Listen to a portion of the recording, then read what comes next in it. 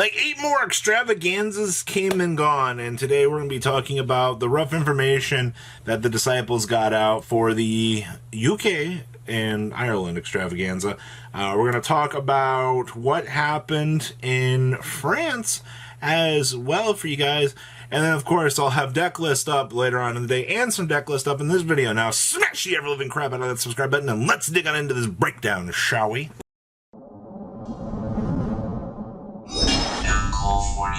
Your subscription helps the channel and makes me enjoy keeping these videos up. We're so close to 90K, I can taste it. So, your breakdown of the UK, the disciples put this up, and this is actually pretty interesting. As you can see, this is probably the best pie chart that I've had the chance to present to you guys. You had Zoo Eldritch winning the event. No real shocker there, actually. Between Dragon Link and it bouncing back and forth. It's kind of interesting. Virtual frickin' World got second place. And then, the big kicker here, Madolche. Ladies and gentlemen, the candy treats have stormed back in and did something. And that's not all. There was another Madolche list actually from France as well. We'll have that deck profile up later on as well for you guys. But man, oh man, Dragons took 4th place. Like I said, look at this pie chart, all right? This is diverse stuff, all right? You had Cyber Dragons getting 5th place. Dogmatica Shaddoll Invoked getting 6th place. You had Chaos. I'm not quite sure what Chaos is. I'm assuming more clarification will come on that particular deck later on in the day. I'm definitely intrigued by that. And then we have everybody's favorite CRUSADIA Link coming back. We've talked about the CRUSADIA variants before. It was a couple months ago that we actually had a CRUSADIA deck do well in the North American extravaganza, and a lot of people from that event were like, "Ooh, like what does this do? Like, how do we beat this?" Well, I mean, they do the same thing. Like the deck is always borderlining like tier 2 to tier 0.5, but if you're not careful, an Avermax can ruin your entire day. Like you blink, you're like, "Did I just get OTK'd?" Like, it's a very real and scary thing out there for that. So, as you can see, like I said, this is so diverse. Like, the extravaganza in the UK was 120 players. Alright, now think about that. That's some pretty nice numbers, all things considered. I also want to add a side note here that evidently Italy was won by Dragon Link. So that's something else to explore. Now, the other breakdown I have for you guys here, this was the Remote Duel Extravaganza event for France. The winner was Valentin Bouvard playing Praying Kids. So, out of all of this, we had 1 win to Dragon Link, 1 win to Zulich, and then we had a win to Praying Kids, which is very, very nice and straightforward here. Top cut for France was 5 dinosaur. That's a lot. Yeah, I guess, hey guys, I think we found out where the dinosaur players have went, alright? We had 4 Praying Kids, which was actually really nice as well. 2 Eldritch variants. We have that other Madolche list that I talked about running around in here as well. We had a Sky Striker player. Now, I think the thing that kicked me the most here about this top cut was there was a frickin' Fluffle player. I am so frickin' proud of you right now, little Fluffle guy or girl or duelist. I am ecstatic for this, alright? Like, this is exciting, alright? Frickin' Fluffles. Do you know how long it has been since I have seen Fluffles get the chance to do something? It's so cool. We also had 1 Dragon Link and 1 Invoked as well. What happened to Dragon Link in these 2 events? I mean, see, coming off of like a 120-man event, a 228-man event for France, like, this is, these numbers are very interesting. But like I said, I found all the dinosaur players that we've been missing.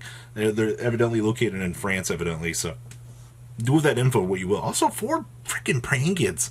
It's about that's a lot, all things considered. Now we're going to go ahead and we're going to pass it on over to the deck list and things that I have seen so far from these events. All right, the first list we have for you is the first place list out of France this past weekend, which is actually pretty cool. I'm really glad to see that Praying Kids got the chance to stand up and make their nice little stand. This definitely reminds me a little bit of some of the earlier builds that we saw with some of the ideas that Pack showcased.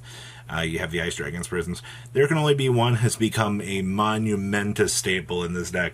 I think every build is pretty much playing TC Boo at this point in here. Outside of that, the deck is pretty much geared for going second. We have Pankratops, we have Lancius for the door busting for everybody's favorite dinosaurs. And I mean, they had so many dinosaurs in their top cut, as you guys just saw. Like, this is really good. Also, the inclusion of the super poly targets in here of Dragostapelia and Borrelode Furious Dragon. Both of these did make pretty big splashes, it looks like here, especially just having those built-in options. We're not playing the Rip-Roaring Rooster, which I kind of feel like, I guess, people might not be happy about, but to be honest, it is what it is. So I don't see any issue with that. I think what Valentin is doing here is absolutely fine for this deck. So no real issues. I think that these ratios look just fine, in my opinion. Next up, we have the second place virtual world list out of the United Kingdom. I believe the Disciples were the ones that shared this with the world for their teammate, which is actually quite nice. This was Henry Bancroft's list. So the Formioli for this deck, people were trying to get like cheeky. They were trying to do some like weird stuff. I can tell you, guess what? We're back with like the Caliga plays of the year. So our good friend Mr. Muddy Mud Dragon allows access to make Caliga, and then you just kind of laugh at your opponent. I do think for the most part that it looks like this formula has been figured out. This is probably what I would consider playing. We do have another virtual world list that'll go up later on today from the Norway event that Herman played for you guys to kind of take a look at. But outside of that, pretty standard, straightforward stuff, man. Like, your ending boards with this are going to be the reason why this deck gets the chance to actually do well. Now, that all being said, we have this was Madolche. I believe this was Jason Luong's list from what I've seen. And there was something about Madolche this weekend that just really took people by surprise. Because I also have the France list as well. So, standard massive hand trap lineup, check. Herald of Orange Light in this deck is really good. Also, the boards that this deck can make, players just have issues with. Like, it actually surprises me. Like, I don't think that players understand that once you watch a Madolche board go, it's kind of hard to break. Alright, especially when they have, okay, so we have good trap cards here. We have other good trap cards here. And of course, like, you have the Gravedigger's Hold to protect you from, shenanigans because of Rafflesia. So, any solid board with, like, protection backed with this, or, like, Heralds, of course you're going to win the game. So, it's just the essential, or your typical me build big board, opponent can't break strategy. So, pretty straightforward, all things considered here. I wish I could be like, yeah, Madolche, yeah! Like, but it's the standard stuff that we've seen for a little while. Alright, now, one thing I want to say here was there was a lot of Tri-Brigade in the lower half of the UK. Like, a lot. So this is 10th place. This was Sebastian Price's list. Lund sent me 10th, 12th, and 16th because they were on the Yu-Gi-Oh! Subreddit Discord. And he was like, hey, there's been a lot of Tri-Brigade. And I started recently seeing these variants popping up that have been playing the Zodiac engine in the deck. And I was, what was it, out of the last American Extravaganza, we saw that this was the Tri-Brigade variant that was doing well. Well, you progress the time clock 1 week forward here, and I'm seeing the exact same thing here. It looks like the better variant is probably going to be this version. So this is definitely interesting to see that this is the build that has taken the, I guess, the consistent Highlander approach for the moment.